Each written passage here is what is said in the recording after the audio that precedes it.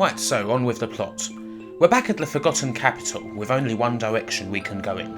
Sephiroth tells Cloud that he's heading north, past the snowfields. To get there, we make our way through a nice little cave. It's quite pretty, a nice little bit of pre-rendered goodness. Back on the map, it's pretty clear that we've reached the ice portion of the game. So equip those fire elementals and added effects then, why don't you? And eventually we end up at perhaps the single most gorgeous location in the game. Just look at it. It's Icicle Inn. And, yeah, they just don't make them like this anymore.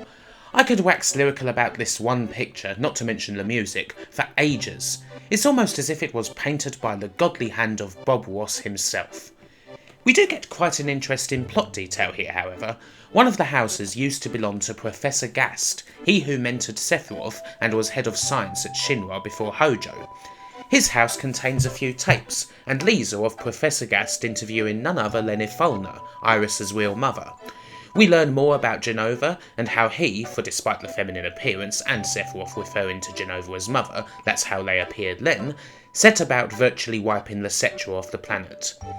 She also talks about something called Weapon. Weapon was created after the calamity so many years ago by the planet itself as a defence system. As Jenova is at this point still alive, the weapons have not gone away and still rest somewhere on the planet. While Jenova is still around, the planet can never truly heal itself. We're close to the crater where the original injection took place as it happens. There's a great deal of spirit energy here. Maybe we're finally reaching the promised land. And the other two tapes are a bit, well, less formal. Turns out Professor Gast and Epholna are in a loving relationship. And all of a sudden, they have a daughter. So yes, Iris' father was Professor Gast. A few days after her birth, Hojo hunted Gast and Epholna down with Shinra troops in tow. They captured Epholna and the baby Iris, and basically murdered Gast in cold blood. Again, this is all optional plot exposition, but really it's important to know, and you're a silly person if you don't spend half your RPG time going into every house and searching it with a fine tooth comb. Who knows how many potions and ethers you'd have missed by now. Anyway, the Turks, well, Alina at least, have tracked us to here. We haven't seen much of Alina at this point, but she's, well, the dumb one. Although honestly, the Turks have pretty much always been comic relief, that's nothing new. Elena thinks we busted up Sen way back in the temple, and she's gonna pay us back in punch dollars. That, naturally, we don't accept. Ah, poor Elena. Off she rolls. To continue north, we have to find a way past the steep and dangerous path towards the Great Glacier. So we steal a map from an inn's wall, force a busted up kid to give us his snowboard, and find out about some guy named Holzoff who disappeared in the mountains years ago. His wife's convinced he's still alive, though. Oh, bless. Anyway, it's time for the Snowboard Minigame. Gotta say, this is my favourite minigame of them all. Seriously, I used to play it for hours at the Gold Saucer. Anyway, we only get to do it once for now, sadly. Eventually, we fly off the slope, and we end up in the Great Glacier. And yeah, it's also a beautiful place. And I think most people will agree, a very annoying place. It's huge and confusing. You've got to use the map to get around, and it sure as hell isn't any kind of Elder Scrolls fast travel shit. You've got to look at the landmarks to figure out where you are. You know, like an actual map. Anyway, there's a lot of rare treasure here, so I pick up as much as I can. I want added cut at least. Eventually, Cloud ends up passing out before too long, which is cool because, seriously, screw going in that area where there's nothing but snow the camera moves about and you have to use markers to know where you are. In all my playthroughs of this game, I think I've got through this once without actually passing out at some point. Anyway, we wake up at somebody's house. And it's that guy named Holzoff. He didn't die in the mountains years ago, he ended up staying here in order to help anyone who's gonna climb the mountain. And his poor wife doesn't know shit about it. What a bastard, eh? At least he gets us prepared for the next part of the journey. And so, we get our party together. Now that Iris is gone, we kinda have two spaces to fill. For a change, I roll with Sid and Barrett. Sid is a beast at the moment with an awesome weapon and the champion belt. He even does more physical damage than Cloud, enough to massacre anything that moves. That 7,000 damage there, it's a critical from his level 1 limit. Anyway, the deal here is that you climb up the cliff, and whenever you reach the ledge you hammer square to increase your body temperature. If it goes too low, you pass out again and end up back at Holzoff's. It's easy enough so long as you remember to hammer square on every ledge. The way is also peppered with a couple of little dungeons. I'm sure everyone remembers these bloody annoying stalactites, don't they? And of course, there's a boss at the end. Typical dungeon crawling type stuff, quite tricky to boot, but nothing the party can't handle. We may not have Aeris around to make the party invincible anymore, but we're still capable. Finally though, the fun's over. And if you thought that there was serious plot happenings going on before, you're going to want to sit tight and prick your ears right up for this next part. We reach the crater itself, Jenova's original landing site. Tifa decides to join in at this point too, seeing as she's got a bit of a score to settle with Sephiroth. And guess what? We're not the only ones here. The Shinra have also been chasing Sephiroth, as we know, thinking that he'll lead them to the Promised Land, and they know he's kicking around here. The clones are also here as well. We get a pretty straight path, following the shuffling figures along as they die, closer and closer, until once again we find Sephiroth. The clones have had a wasted journey, the few who make it are summarily executed. Sephiroth is, as ever, mysterious and dismissive, knowing that he's still in control. But then he agrees that it is the end of this body's usefulness. And suddenly, we're fighting Jenova again, this time Jenova Death. Weirdly enough, it's another simple fight, but there is a bit of a revelation here. What did that last sentence actually mean? Think on it. We haven't been chasing Sephiroth all this time. We've actually been chasing Jenova. Way back at the Shinra HQ, it wasn't Sephiroth who suddenly broke in and took Jenova out of its container. No, Jenova was woken up. It took Sephiroth's form and escaped by itself. The whole idea of Jenova, the way it destroyed the Ancients all those years back, is that it can mimic anything, like an ungodly T-1000. And so that's what happened. Jenova escaped all by itself, or rather, something willed Jenova to escape and come all the way here. And Cloud knows the answer. The real Sephiroth, the one who still very much desires godhood and control over the planet, lies just beyond. For now, the black materia is right there on the ground. Cloud picks it up, and we can at least hang on to that. While we have this, nothing bad can happen. Right? Right? Although perhaps it is better if Cloud not have it this time, so we give it to Barret instead. His mind perhaps isn't quite as screwed up. Cloud and Tifa move on in search of the real Sephiroth. And then, boom! Cut to white. Suddenly, we're not in Kansas, the North Crater anymore. No, we're in Nibelheim. We see a scene from the flashback again, with Sephiroth instructing the group, and more specifically, a man who carries a big sword on his back and has spiky hair. Spiky black hair. Not Cloud. But it's an illusion, surely, created by Sephiroth. It's all lies. Cloud remains unaffected. Cut to another scene, the aftermath, the town on fire. The man with black hair rushes out of the Shinra mansion, is asked about his sanity, told to check that house. Cloud remains strong, but Tifa? Well, Tifa seems troubled by this whole thing. And Sephiroth finally appears in the illusion. Cloud stands his ground. He knows what Sephiroth wants him to say.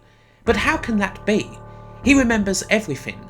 This whole scene was clear enough to us in the flashback, wasn't it? Were those fires not utterly vivid? Sephiroth remains unconvinced. He says that this isn't an illusion. This is reality. Cloud's memories are the illusion. Yeah, we are through the looking glass now. Sephiroth confronts Cloud with his truth.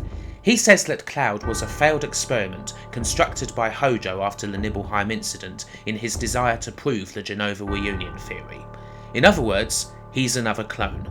Only he wasn't like the others. He was a failure. Cloud wasn't even given a number, in fact.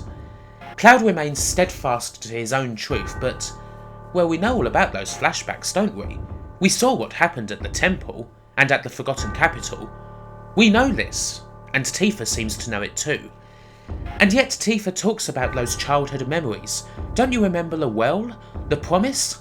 What about that? But even that isn't sacred. Tifa isn't sure of those memories either. Something's just odd. They were almost too perfect, weren't they? And remember that Jenova can assume the guise of anything, and if Cloud is a clone, Jenova cells are inside him. and so Jenova has merged with Tifa's memories inside of Cloud's head, creating Cloud's personality and his assumed childhood. Someone named Cloud? Well, it could just be a small part of those memories. A name even. For as a clone, it's not like Cloud actually had a name in the first place. Now, how would you like to see a picture? Do you recall the one that was taken just before we headed off to Mount Nibel? Well, we get to see it. There's Sephiroth, there's Tifa, and there's that man with the black hair. Tifa's trying to get Cloud not to think about all of this as the evidence continues to mount. And as he has often done, Cloud reinforces his own identity.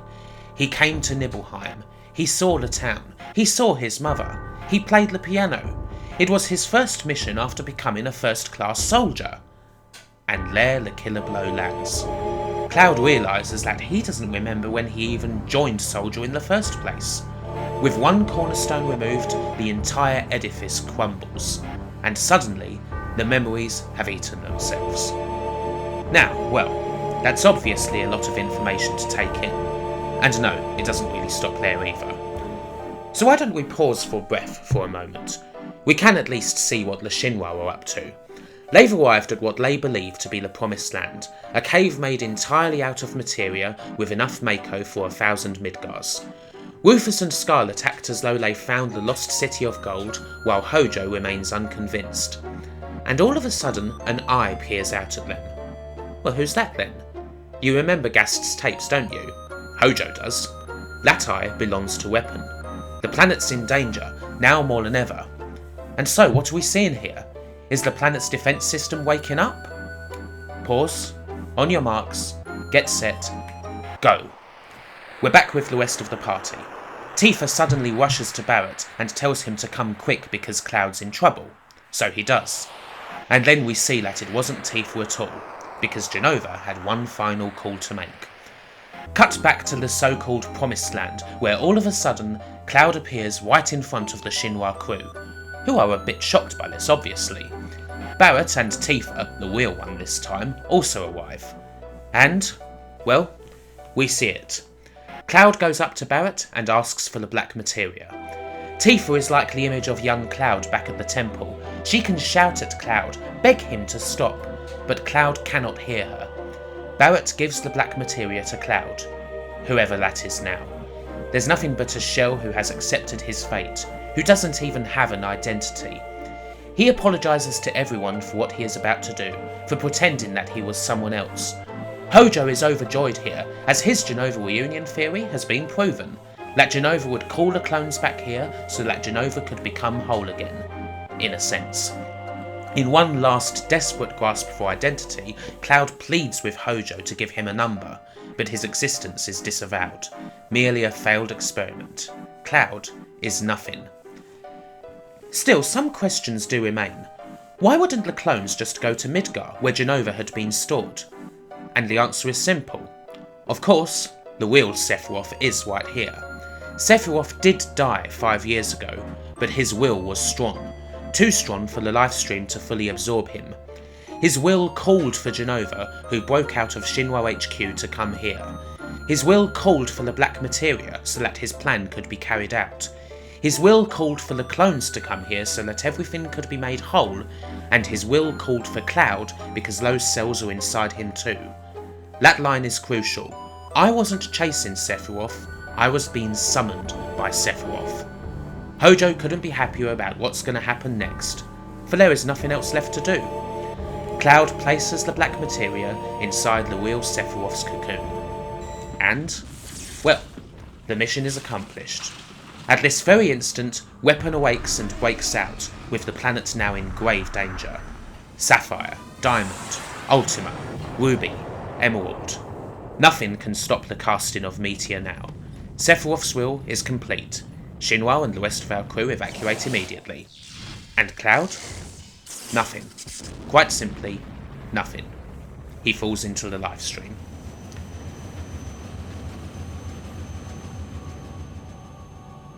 Another flashback tells us a bit more. It's Tifa's this time.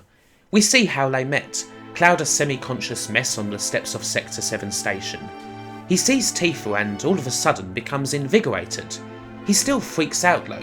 One little string was given to him, and from there an entire set of memories was constructed in an instant. Such is the power of Jenova, I suppose. Tifa went along with it, but always had that niggling thought at the back of her mind that something just flat out wasn't right, that things didn't add up. And so she took Cloud on, told him about Avalanche, and gave him a purpose. So she could watch over him, perhaps? Maybe even try and protect him? Well, everyone makes mistakes, don't they? So we know all about Tifa's own neuroses now, that impending feeling of getting ever closer to opening up Pandora's box. In the end though, it's all Sephiroth's doing. And his plan, well, it succeeded. Time passes. We have no idea how long. We see Tifa waking from a long rest, with Barrett by her side. Cloud's nowhere to be found. Where even are we? Well, we're at Shinra's HQ in Upper Junon. And what happened while Tifa was out? Well, why don't you just go ahead and look out the window? The die is cast. The calamity is in the skies. Meteor stares blankly at us all. The weapons are running about too. As a matter of fact, they're on a tear, raiding and destroying whatever they find. So much for their protection. Barrett even has some newfound respect for Rufus, who's trying to fight it at every step. Because hell, nobody wants to die, do they? In fact, Rufus is here now, and we can show him a bit of that respect. Well, at least until he informs us that we're going to be executed on national television. Because, well, there isn't any hope, is there? And what do you look for if you don't have any hope? That's right. Blame. Executing the leaders of Avalanche will put people's minds off that big red blob in the sky, at least for a few seconds. Yeah, whatever. Off we go to the scaffold. Scarlet, obnoxious as ever, sticks Tifa in the gas chamber first, playing Kubrick every step of the way and delivering a trademark slap as she's strapped in. She even takes time out for an interview with an extremely fat journalist. And then, all of a sudden, a call comes up. Weapon is attacking, right now. Even Shinra can't have nice things as it happens. The barriers are raised, everything mobilises, and the main cannon is prepared. The cannon is fired.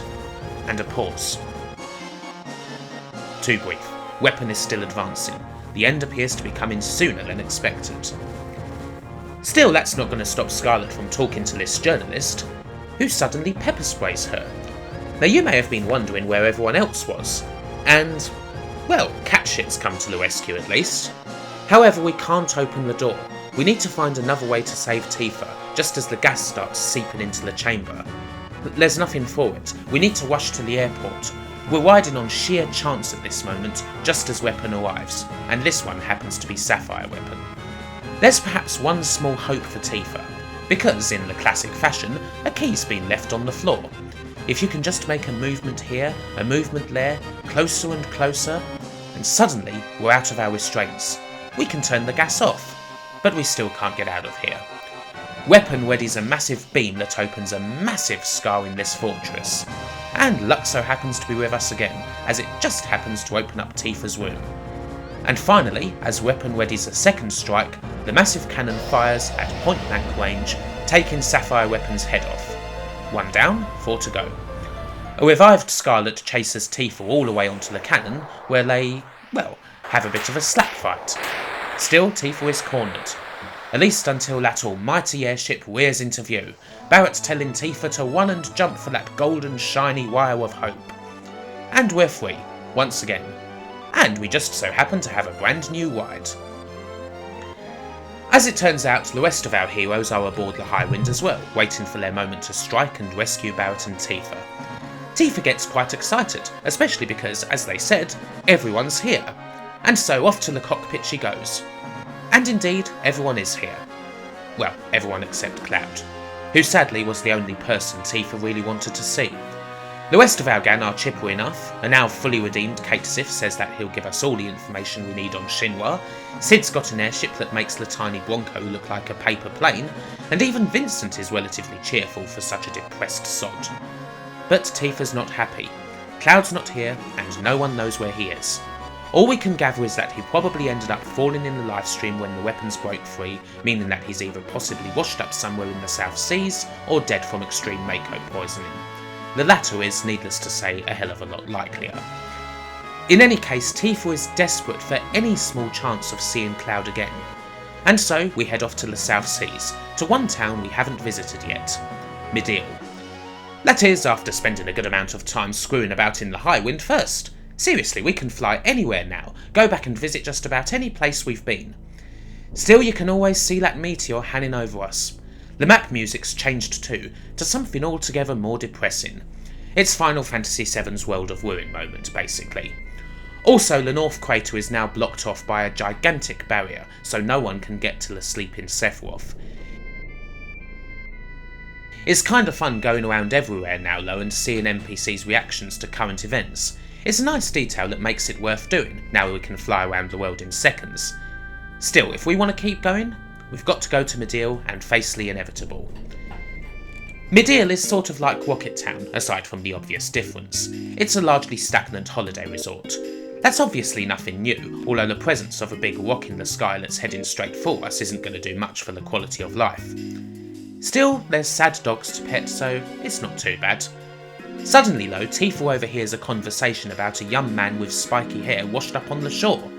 Of all the chances, today's the day we hit double zeros, folks.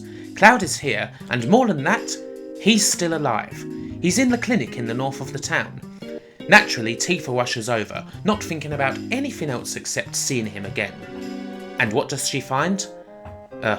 Well, it's almost too hard to face. Cloud is, well, nothing. Unresponsive, in another world.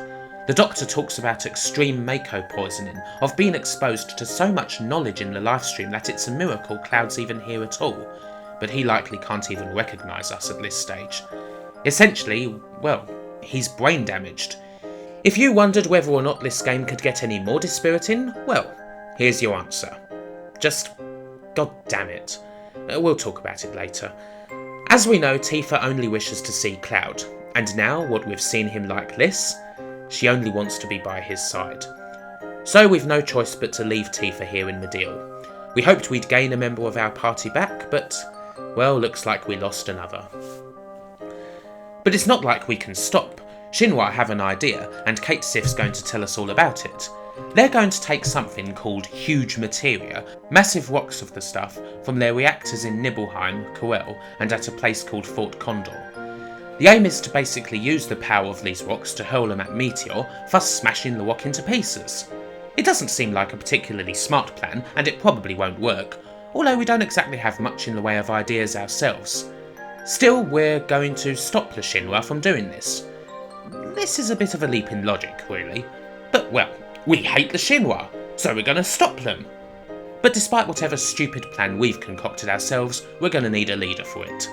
Barrett starts talking about being the leader, getting the whole Avalanche band back together, but he knows he ain't no leader. So, who else can we turn to? Well, let me ask you this. Who's the captain of this ship? There's only one guy who's got the stones for this job, and it's Sid. So, for the time being, Sid is our leader, the captain of the ship, and the captain of our hearts. First off, we're heading for Coel. It's quite likely that Shinra's mission to take the materia out of that reactor isn't exactly going to improve the town, and so yeah, we don't want to screw things up there any further. When we reach the reactor, we see them taking the materia out by way of a train. Naturally, we take off in another carriage in hot pursuit. Sid may not be a train driver, but he can pick it up quickly enough. Soon enough, we're on the big train and busting up everything we see. Needless to say, our strongest opponent was the last one brave guard who gave his life to protect the materia. Still, we kick the shit out of him. The train itself is on a collision course straight for North Coel, but thankfully we managed to stop it just in time. The town, or whatever's left of it, is saved! And so we've brought a proper ending to Barrett's story arc. By saving North Coel from a second bout of destruction, he's redeemed. The miners are in good spirits. Hell, they'll dig a tunnel and survive the meteor that way. Whatever gets you to sleep at night, I guess. 1 materia down, 3 more to go. And we also grab Catastrophe, Barrett's final limit break, and Ultima. Oh boy, Ultima. I can't wait to level that shit up, I really can't. Next up, a place called Fort Condor. It's been open to us for a long while, but we've never really bothered with it. There's a disused reactor inside there, and Shinra are manning their troops for one big ass push to get that huge materia. And so, we've got to stop them. and we do this by playing a frankly boring and rubbish real-time strategy minigame. This is why we've not really visited there, folks. Still, it's pretty easy, and we win without much in the way of problems. But suddenly, at the end of the battle, the gigantic egg at the top explodes into magic, and the big Condor on top of the fort falls off, dead. Just what the hell happened? Well, the Condor gave birth. We go up top just in time to see a massive bird fly away and to pick up Phoenix, another quite awesome materia. And so another huge materia is in our hands. 2 down. Having thwarted Shinhwa twice over, things go a little quiet and Kate Sif can't get much of a lead. So what now? Well, maybe we should pay our friends a little visit and see how they're holding up. We're back off to Medeal. Alas, things are still kind of as crap as ever at Medeal. Tifa has kept a vigil at Cloud's side constantly and is starting to feel the effects of that. Cloud's condition is completely unchanged. Things just don't look good. And guess what? Things are about to get a whole lot worse. Suddenly a weapon arrives for a raid. The lifestream starts to rise to the surface, and Medeal doesn't exactly have a big cannon with which to deal with these behemoths. So looks like it's down to us. So we have our first proper fight with a weapon. This one is Ultima. It's all about survival, basically. The fight doesn't last all that long, and we don't kill the weapon, but we at least give it a few bruises, and hell, it didn't kill us, so we're cool. But as weapon leaves, a massive quake begins. The lifestream's gonna rip the frickin' town apart. Before getting the hell away ourselves, we vainly try to tell Tifa to escape with Cloud, and damn it, they really do try. But it's just too late. Tifa and the semi-conscious Cloud fall into the lifestream. And well, we've seen what happens to people who fall into the lifestream, haven't we? They either turn themselves into planet-destroying gods, or they suffer severe brain damage. These two folks are probably just lost forever now. But suddenly, we're in the lifestream itself, or some sort of strange place. Tifa is here, and all she sees is Cloud, and several gates to... what? This must be Cloud's memory. We're locked into whatever terrible mind palace Cloud's inside right now, a place where the empty shell is trying in vain to search for himself and find out who he really is. Maybe though, just maybe, Tifa can help. And you should really sit tight for this part, as it's perhaps the most important one of the whole game. First, we try to go back to 5 years ago. We see Sephiroth enter Nibelheim and talk to someone. Cloud? No, we know that's not true. Cloud wasn't there 5 years ago. Tifa did wait for Cloud, but he never came. Instead, it was that guy with the spiky black hair.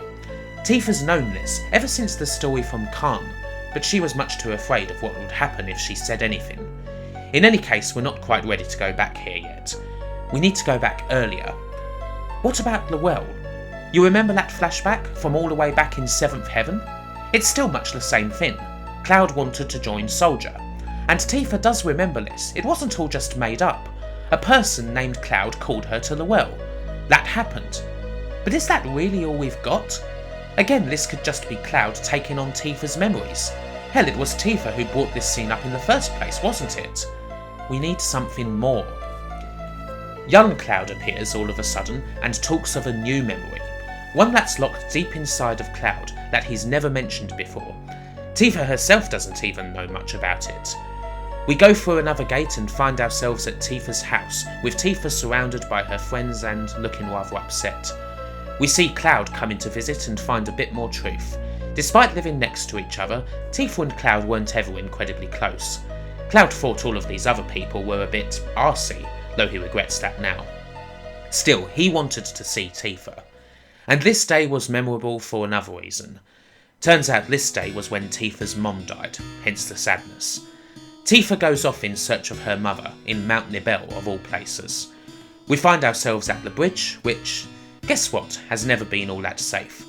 Tifa tries to cross, her friends decide against it, but Cloud tries to cross too. And then the bridge snapped. Cloud got by with a few scrapes, skinned knees if you will, but Tifa nearly died. And Cloud, alas, was blamed for what happened. And so Cloud ended up becoming a bit of a tough.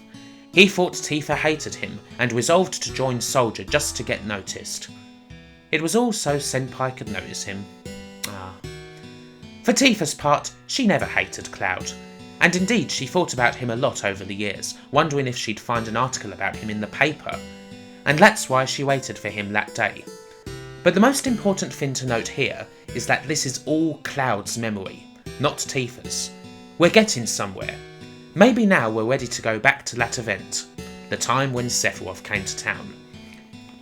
Still, if Cloud wasn't there, how could he know about any of this? That's the big question. We end up back at the reactor, where we see Sephiroth slash Tifa. Then the man with the black hair and big sword comes rushing up the steps. What are we missing with him? Ah, that's right. A name. And suddenly, Cloud remembers it. Tifa knew it all along, but wanted Cloud to remember himself. This is Zack. Yes, Iris' ex-boyfriend, who we found out a little about in his hometown of Gongaga. Zack does what we saw Cloud do. He rushes into the Genova room, and shortly afterwards, he goes flying right out again.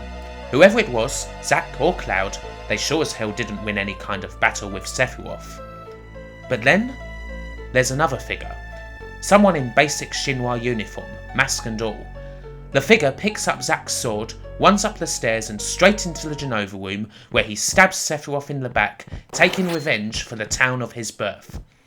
And so, you ask how Cloud could know about any of this if he wasn't there? The answer is simple.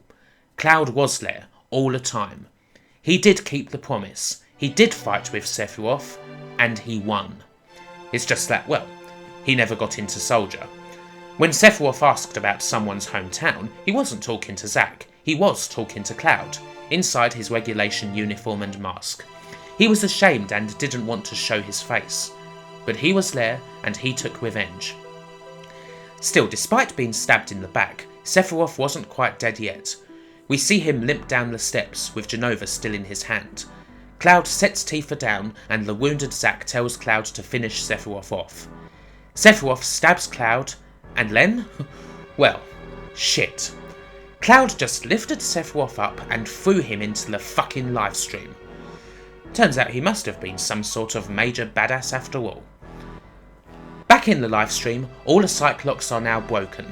All the different Clouds come together to form a whole, a full, actual person who's back again, and, thankfully, who recognises Tifa. So, well, right now we probably ought to get out of here before anything else. And so we do, finally washing up on the shores of the utterly ruined Medeal. We're a little beaten, but, well, we're okay.